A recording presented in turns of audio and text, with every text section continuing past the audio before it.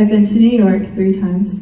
I have placed first place in a bowling tournament.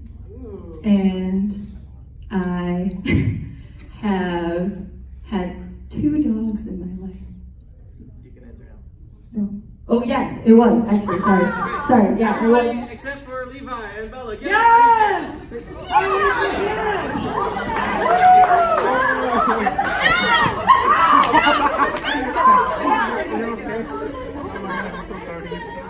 I play baritone, I play trumpet, and I play saxophone. Oh, I know. Stop it! Who thinks the lie is? He plays saxophone. Yeah, that's the lie. Well, this is pretty few, right? I don't know. How would you know if it's right or not? Is that the lie? Yes, that's right. Okay, go. If you weren't raising your hand, go. Scripture I got is Mark 10:45. For even the Son of Man did not come to be served. Did not come to be served, but to serve and to give his life a ransom for many. Right? So Jesus was the ultimate servant and is the prime example in the Bible of how we should live, how we should treat each other, and ultimately how we should be servants of God.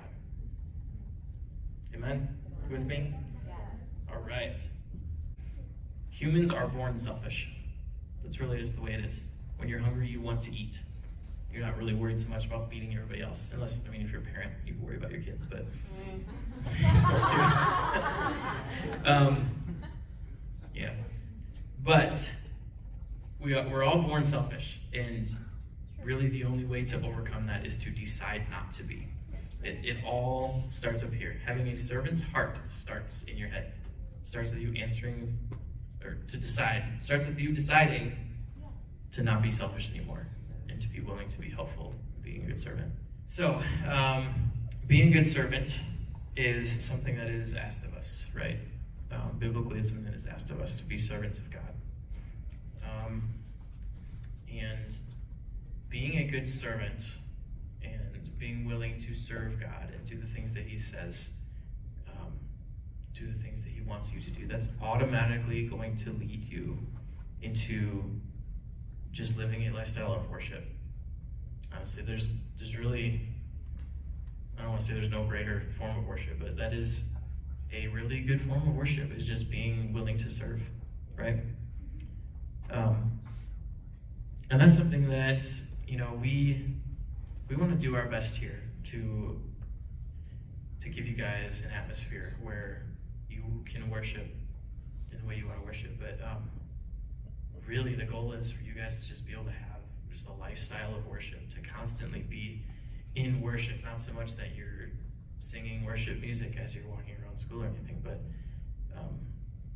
that you understand that every action that you have and every choice that you make is reflective on God, and it's an answer to him. He's got a question for everything, and everything you do is an answer.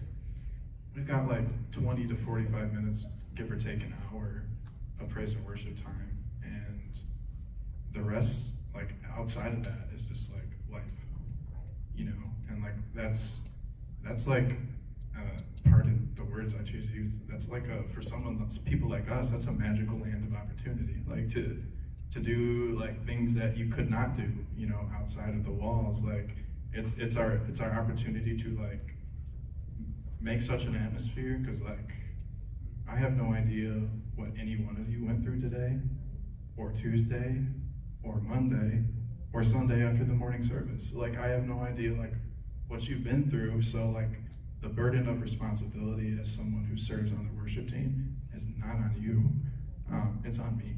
Like I made that choice to serve there.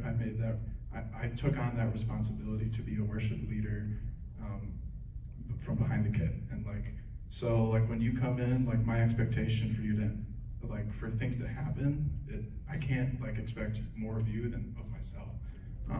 So like that's every time I go on, I make sure like I lose all sense of me, like get the me out the door. And I've said this so many times before, but it's so crucial, like especially with being a servant and like humility, like it's zero self, like I'm honestly not that exceptional. Like without the Holy Spirit, like I'm just me. Like I'm just a drummer and I'm not even that good. So like it's only because of the Holy Spirit that I can make any kind of impact in your life. Like without him, like this would just be cool music, and like cool music has never saved anybody, you know. Like, but the Holy Spirit using broken people to play good music in an effort to, you know, worship him, you know, out of our brokenness, you know, that's what gets people through things.